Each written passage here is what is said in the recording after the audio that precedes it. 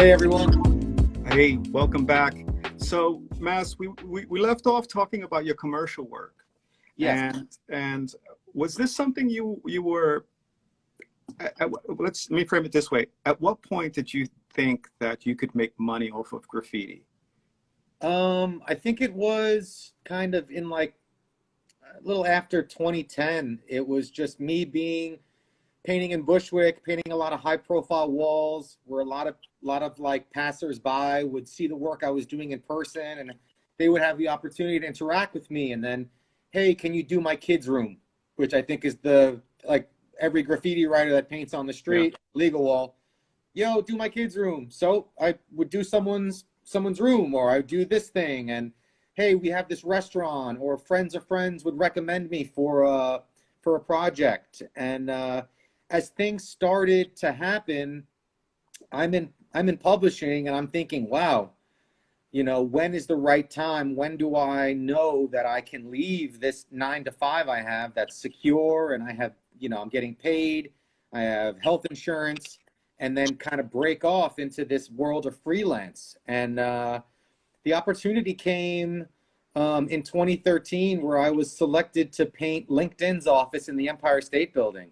mm, And I literally went in and I touched the wall and I went back to work and I gave my 2 weeks. And it was this kind of leap of faith where, the payment for the LinkedIn job was good. It gave me like a 3 month cushion. And I'm so happy that I made that decision because I haven't looked back once. And, navigating the anxiety of not knowing when your paycheck is coming can yeah, be kind of wild. And I think the first few years of going freelance, I had to really, deal with that on a personal level. But once, I think one thing I realized through graffiti is, we all have this energy in our life, and it's like, what do we want to put our energy into? And I think if we can actually choose to have it be a singular thing, because so many times our minds are so cluttered and we're going in a million different directions at once. And I think if we really just focus on a goal, and it's not about immediate returns, but something long term, and you put your care and your love and your attention into this thing, I truly believe that like good things will come from that, and you eventually will start to reap the benefits. And I feel like I made this decision around that time to not go out as much at night, to stay focused, to be, not hungover on a Saturday morning when I'm going to paint this wall, and to really think about what I was doing and just to be mindful of that. And I think that's when people started noticing at my work and started calling me to do work. And then I started to advertise and promote myself. And, I feel like every client that I've had have really been clients that have called me again or recommended me to friends. And to me, that's the highest honor for yeah, someone to recommend me or to hire me again. So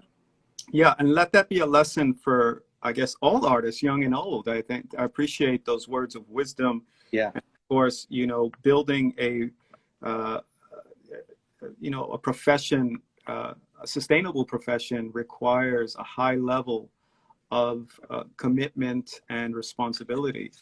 And of course, you're going to get the good gigs. And so here's one gig that you got that's pretty cool. Let me just turn this around. Tell me about this project. yes. So this was for Body Armor Sports Drink, and they have their new headquarters based in Whitestone, Queens. And they were doing a renovation of the office. And I had a friend who was involved with the project. He was an interior designer, and he's like, "Hey, we have this possible opportunity. This is the first time where I designed the entire mural digitally, and then I sent fragments of the design to another vinyl outfitter. So you could see the B in body actually exists on glass, and that was cut out vinyl. So everything was designed to scale. I went on site, I took all these exact measurements, did the design, and then here I'm actually using some of my portrait skills to illustrate the sponsored athlete Skylar. And then we just have this fragment design that was pulled from the identity of Body Armor that's used on their website.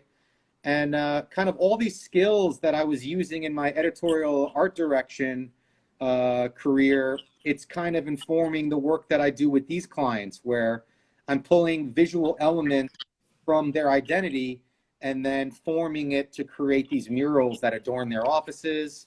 And there's a portrait of the sponsored baseball player, Mike Trout. And then you see James Harden between the O and the R, his big beard, and he exists purely on the vinyl portion. So this was definitely a lot of work on the front end, and then coming in and then making sure all the pieces fit together, but truly rewarding. And they actually invited me back 2 additional times as they, opened up a new office on the 5th floor and then a few more murals on the 4th floor. So an incredible client and an amazing opportunity. So are you establishing yourself as an independent artist or as an agency? I'm independent artist, yeah. I have other artists that will come on board and assist with projects, but I'm not representing any other artists. I'm actually looking for representation as an artist myself from a more established agency that can deal with a lot of the kind of bureaucracy of dealing with clients and paperwork and that type of stuff. So if you're out there, let's talk about this truck, because at first when I saw this image, I thought, oh, he's bombing trucks, but no, in fact, this was a paying client. this was a commercial gig. This was for a kinky client, Nutaku Games, who is very into hentai and kind of sexy manga. And this is one of the opportunities where a client is looking for you to do something and you don't really have to sacrifice who you are as an artist to kind of produce the work. I feel like my style of character and kind of illustration style and color style really fit well with this. And I just had to kind of paint my type of character with a hentai lens. And this one I was really happy with. And she got to roll around the city for a while, and there was an event. So yeah, very, very fun. The Superfly project, which was for the remake of Superfly, they hired you, and really you're quite fortunate because you got to bring it to Harlem. Yes. And one of the things that stood out for me, and we were talking about this earlier, was at this point, you've really mastered a couple of things in terms of your work. More importantly, color. Yeah. Right? Spacing out color and giving color depth and space. Because even if this, because it's all figurative, but even if you were looking at this abstractly, it's really quite nice in how you're deciding what colors you're deciding to use and how you're using them. Thank you. Thank you. Well, this job was because of Klughaus, which is a graffiti company out there that has provided me some work in the past, and they were dealing with Sony Pictures, and I was one of, I think, 5 or 6 artists in different markets around the US who were designing custom murals. The funny thing about this mural is that it was not painted by me. It was painted by Overall Murals. So I was the illustrator and designer, and then they actually had a team of artists go in there and reproduce it. And it's the first time I've ever had my artwork reproduced. And it's an incredible feeling, right? It was wild. I was also very concerned they weren't getting certain parts right. It's like, it was weird that I wasn't allowed to paint this. I had asked to be able to do that, but I had to allow them to do it. But it was an incredible experience. And also to be the artist doing a Superfly remake, to get to paint up in Harlem on 125th. I mean, that was the true honor for me. Yeah. Yeah, that is a big come up. Yeah. And again, your commercial projects continue. You have TikTok as one of your clients. Yeah. And Yeah. Dare to Be Yeah. Blank, Dare to Be What? How did you approach this project? Well, this was software. This was me saying, what the hell is TikTok? And looking it up and saying, oh, wow, this is insane.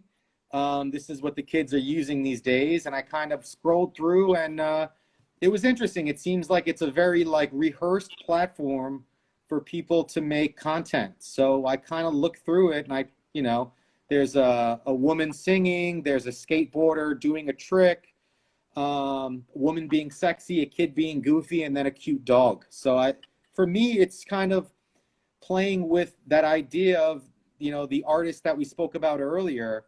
How do I create a dynamic composition that pulls your eye through the artwork and tells a story?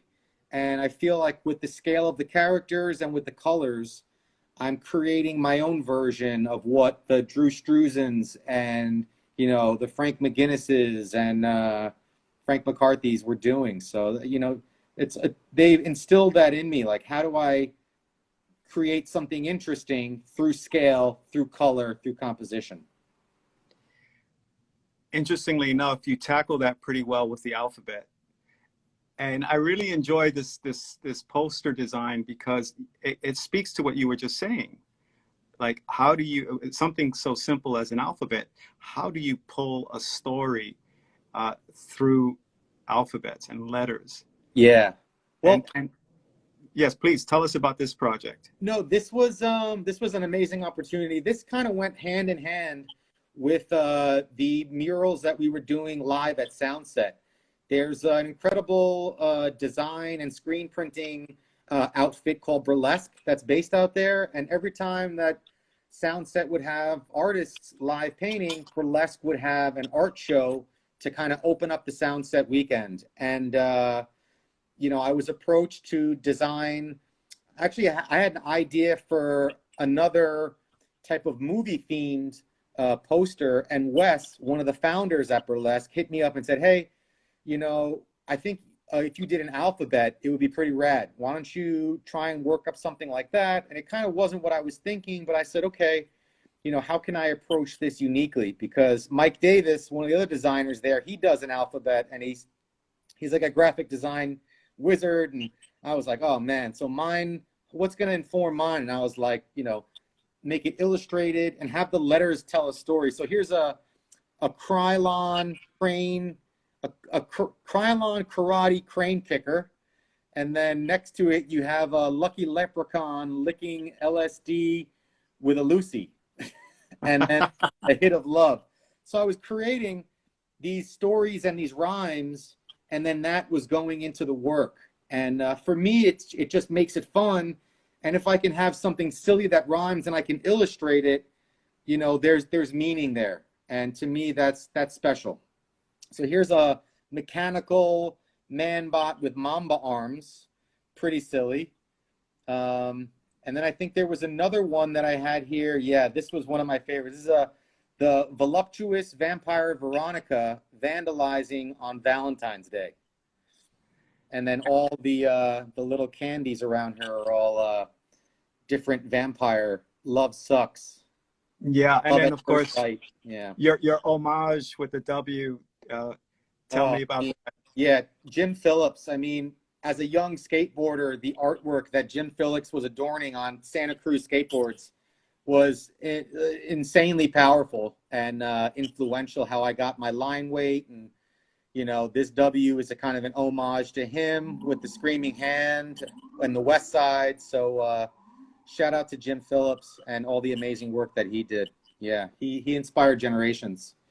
This is another tongue twister where it's an Orthodox owl orientating an octopus through an outer space octagon with oranges. Say that 3 times. Yeah, totally. But I love the humor you're injecting in this. Again, how one decides to tackle a project like this, right? You Yeah. could have just called it in, but you truly invested yourself, not just in the skill of illustration, but in terms of the story, the narrative. Yeah, and I think it's something that I learned from projects when I was in publishing, and it was break things down into small manageable pieces and tackle them. Like, so basically for this, I had to create an imposition map showing what letters will appear on what level, what row. And then, okay, I have these letters on this row. How do they interact? What's the story?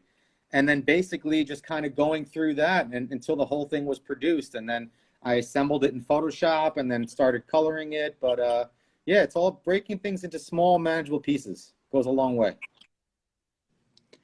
Now let's talk about Off the Rails, the Iron Lac project. Yeah, this was one of the last tours I went on with Iron Lac, and it was in association with Ruka. And so this is a Ruka jean jacket, and then we had Iron Lac spray paint and paint markers. And basically, we were just going around and doing a promo tour, doing pieces, rocking Ruka gear, and all the artists that were on the tour had to produce their own jean jackets. So this was the kind of the one that I did, and I definitely see kind of inspiration from one of my earliest kind of favorite artists, who is Pusshead, who was designing all these amazing Metallica shirts that I used to beg my mom to get me from Phil Orient on Central Ave. And the skull there is kind of the centerpiece, and the train tracks coming out of the mouth, and then that's an illustration of our the tour van that we were on. It was a wild ride for sure, and a really wonderful time with some super talented artists. So all the homies, shout out. Nice. Again, one of the things that keeps coming through and to me through all these talks is the kind of reverence we have as a community for artists that we've known and are influenced by. And you did this beautiful portrait of Phase 2, Rest in Peace. Thank you. Again, it captures him and very gently, and his eyes are very kind, and it's a wonderful piece, man. I really appreciate it. I mean, he was such an essential figure as far as style writing is concerned. And, you know, I've been doing a lot of my artwork now on the iPad in Procreate. And I've been trying to work on portraits. And I found this video of him in Days in Australia in 1988. And there was this wonderful part where there's just this blue light coming and hitting him. And I was like, that's what I'm going to use as reference. And I think I captured his spirit here. But yeah, I mean, I also had this mix on in the background that had phrases from him, an interview playing. And when he says the 2 is for forever, I mean, that was it. There was no doubt that that was going into the portrait. And this is just to pay respect to him. Beautiful. So again, you know, your work, you pay a lot of homage through your work, and Yeah. you know, the influences, and Peter Nagel is one of them. Yeah. This is infamous. This is a classic album. Yeah. Tell me why this influenced you so much. I mean, Patrick Nagel as an illustrator, I feel like he was probably one of the most bootlegged illustrators in the 80s. Every hair salon had some ripoff of a Patrick Nagel portrait kind of in the window, and it was just that style. But his graphic line, the sharp graphic line, the flat color fills, it just has a vibe that I was always attracted to as a kid. It was just showing this, it's ultra stylized, and it just spoke to me. And it's something that definitely influences my work now. I see that, and I also try and use my illustration and my graphic color palette. But it's all about the line of the work, and you know, especially with women, you know, an extra line here or there, and they looked very aged. So it's a very delicate process, and it's a challenge, and it's something that I'm really trying to work on and fine tune, and yeah. Yeah, the series that you did, the Service Change series. Yeah. We were talking about that. You decided to use the service series, the service signs, Yep. as opposed to a map, because everyone's Yeah. doing. Well, there were a lot of maps done. I mean, shout out to Revolt. He's such an incredible illustrator, and I was definitely inspired by him, seeing the ladies that he was doing on the maps. And I was like, okay, you know, he's doing that. Like, there's these service change posters. They are a nice size. I can do like from the bust up. And let me see what I can do on these. And I think the first series I did was of some women visibly upset, like, fuck, the service change, I can't go out tonight, the trains are fucked up. And then I just started using the format to just do these portraits of muses that, you know, there's definitely not a lack of of women taking photos and posting on Instagram. So you find some attractive women in some very nice poses, and I was just kind of using them to kind of work on these studies. And it's a mix of spray paint fill and acrylic paint outline. So what would be an interesting show? It would be you persuade and revolt, because you're reappropriating, you know, the maps and the wet paint signs. Wow. From the trains. It's a very interesting thread there that's going on with all of you. Persuade is another hero of mine. I took a road trip with my mom in '97, and we drove from San Francisco to Tijuana. And when we got to San Diego, I got to see some of his work in person, a mural that he had done with Cantu, and then a mural that he had done with Mode 2. And it was another kind of moment of just like, Jesus, like seeing the work in person really left an impression on me, especially because they were all such style masters, and they also had characters to offer. So it was letters, and it was, you know, stylized characters, and yeah, it was very, made a big impression. Yeah, so here I'm taking the women off of paper. I'm realizing that working on wood when you're using a razor and cutting out these masks for the spray paint is a lot easier to work on wood. So I was like, okay, let's move on to this medium. And these are small. This is about, I think it's 12 inches by 12 inches. And again, I'm still working out the process. I'm still figuring out what I like about this, and things are still very clean. And I would do these in a series. So I would do 3 of each portrait. I would have the portrait, and then I would try different colorways with it. When I saw this one, it reminded me of an illustrator, fashion illustrator, Antonio Lopez, in the '60s. Wow. You should look him up. I think you'd love his line. He's got one of the most exquisite lines in illustration. Right on. But it's that feel, right? Yeah. It's that line, it's the colors and stuff like that. But interestingly enough, because this is what differentiates this, is the use of spray paint, right? That is much different than what some of those artists were using. They were using watercolors and gouaches, cellotack and things like that. Yep. Yeah, so this is one of the first pieces that I worked on during this whole quarantine. Chino had hooked me up with his book before this whole virus fucking came to town and fucked shit up, and I had it laying around. So, you know, the gears in my brain are turning, you know, let's do something that's based on what we're all experiencing right now. And I kind of created this movie, you know, Escape from Earth, not Escape from New York, but we got these 2 space babes, and they're out there fighting the virus. And again, just something informed by those classic movie posters, by those artists, and you know, doing a piece, but also trying to tell a story with it, and having fun with it, and being informed by what's happening in the world. You know, it actually started, I was painting a wall with Stay 2, and Rhyme was there. I forget what year it was. I think it might have been like 2015 or 2014. And we were all talking and laughing, and people are saying all these different phrases. And then Rhyme started to take the phrases and write it on the wall. And he was like kind of recording the moment in time.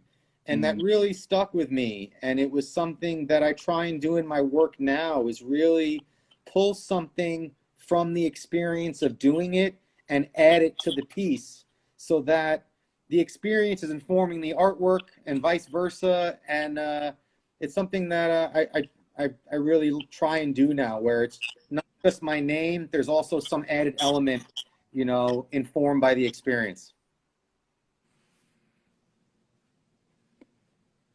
Nice. So this was another project that I kind of finished during quarantine, where Iron Lack and DJ Skateboard were working on this promotional project. I was asked to do some designs, and I just started like going overboard. And I was like, okay, I'm going to finish this, and then I'm going to do a green one and then a purple one. And I actually, because I really wanted to see it and I wasn't sure whether the project was going to happen due to all of this, I actually went and I got the board made. Yeah. Wow, that looks great, man. I found a printer online that prints on skateboards, and I had it fabricated just to kind of, yeah. Just, hey, Carlos, can you hear me? I can hear you, but I'm getting a spinning wheel here, so it's a bandwidth. There we go, you're back. So moving forward, we were talking about your interest in fine art and, you know, finding a language Yes. for yourself in fine art. And again, bridging illustration and also the elements of graffiti into it. Yeah. And you arrived at these two studies. Yeah, so this is similar to kind of the ladies I was doing, where I'll have this illustration or this sketch, and I'll try working on multiple versions, multiple colorways. On the left, you see the chrome character with the white outline, influenced by that classic car that West did on the subway trains back in the days. It's kind of a real boss, like just color combo. And then on the right, you know, playing with fluorescent yellow and fluorescent orange, and just seeing the way that color can kind of really affect the whole composition, one being ultra clean. And it's just something I'm trying to play with my work. These were just done for fun, but it's kind of distilling the characters and the illustrations that I use in my mural and in my graffiti, and finding a place for it in my fine art. And I think just having these little studies and kind of experiments that I've been working on through this whole quarantine. Luckily, I have my studio and I can kind of go there and just be creative. It's been very therapeutic for me.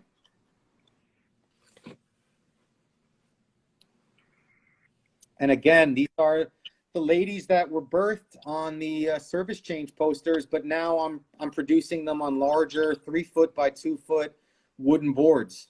So yeah, just muses, and I'm just playing with color and composition. A lot of these have the theme of the sunglasses and the cool color shifts that kind of go in with that, and just trying to have fun and kind of work, and just doing it for, yeah, just to kind of see where things go.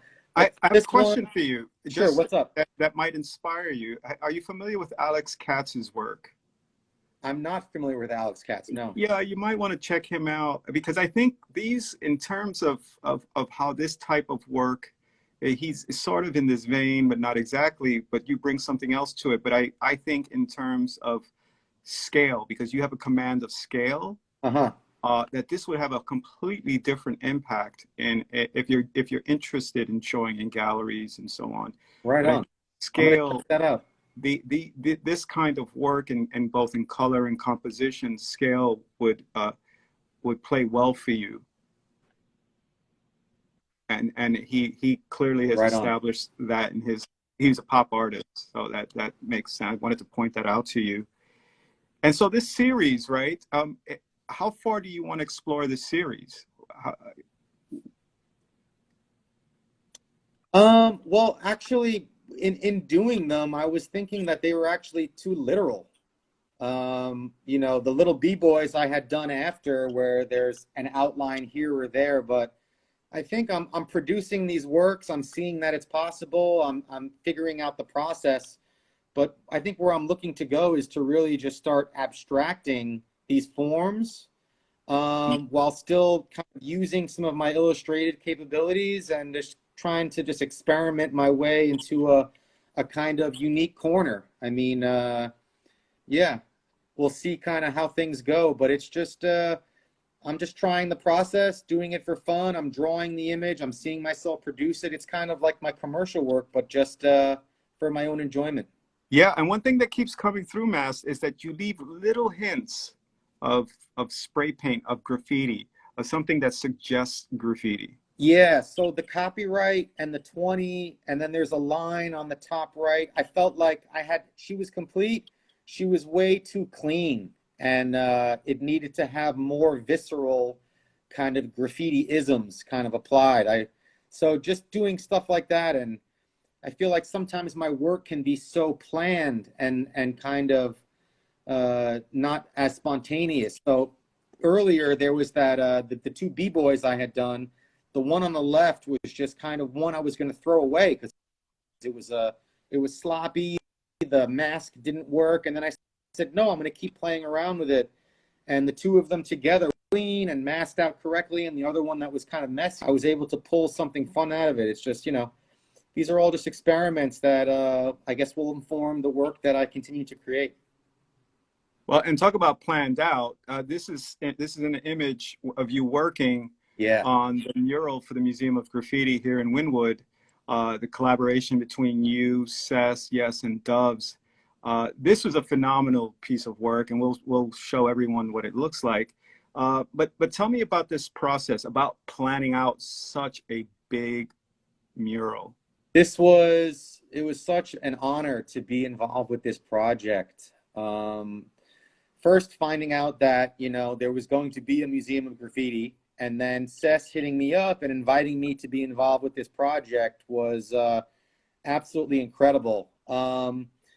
Seeing Sess's work as a kid, him and Vet were doing a lot of like that True Mean Creations wall that we had seen earlier. They were doing stuff like that on even a larger scale at some points.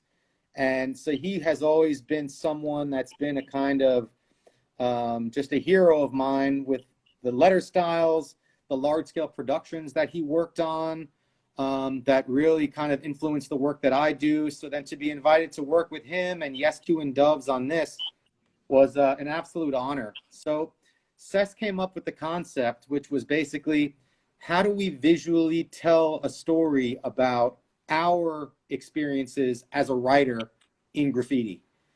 And he kind of mapped out the wall, and it starts here on the left side where we're seeing trains painted and watching Style Wars and cracking open, subway art, and then we're drawing and we're doing our own graffiti and we're searching it out, and then we start producing our work and we become artists. And then now with social media and technology, how we're utilizing that with social media to travel, connect internationally, and be aware of the scene on a global scale. So yeah, just like the meaning of the mural, the meaningfulness, and just the actual process of doing it with these other artists, Sess, Yes to, and Doves that I totally respect. It was yeah, it was an honor. It was a true honor, and it's definitely my favorite wall to date. So super proud. Yeah, that was definitely an all-star team. It's a beautiful, beautiful production. And folks, you should know that we did release a print of this at the museum. So visit our shop. It's an edition of 100. And it's a beautiful, I got to tell you, the print is absolutely stunning. Does justice to the wall for sure. And so it is available. Just go online and pick it up.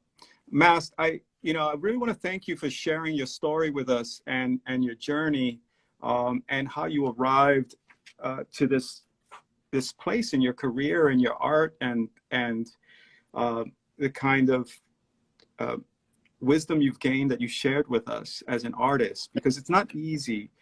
It's earned, and it's explored, and it is something that you have committed yourself to, and again, alongside your peers, which is great. And that's a great example of it, that wall, as the caliber of talent you surround yourself by, but also are inspired by.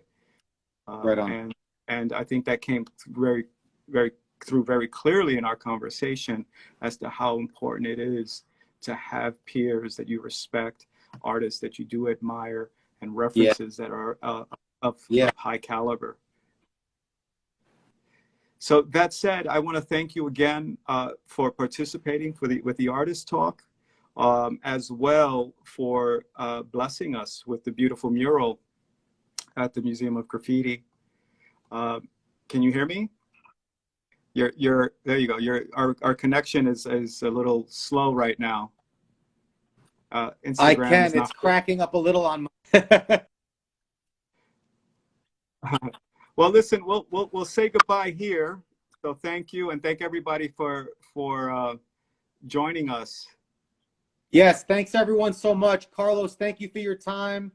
Thank you for having me be a part of this wonderful series, and I hope to see you soon. Be well. Likewise. Folks, tomorrow we're going to have an artist from Argentina, Meme X, a young talent coming up. We're switching it up a little bit. I think it's important to give a little bit of shine to new artists coming up as well, especially from other parts of our planet, people who are picking up the can, who are following in our footsteps. So join us tomorrow at 7 p.m. And until then, peace. Peace. Thank you, MAST. You got it. Thank you, Carlos. See you.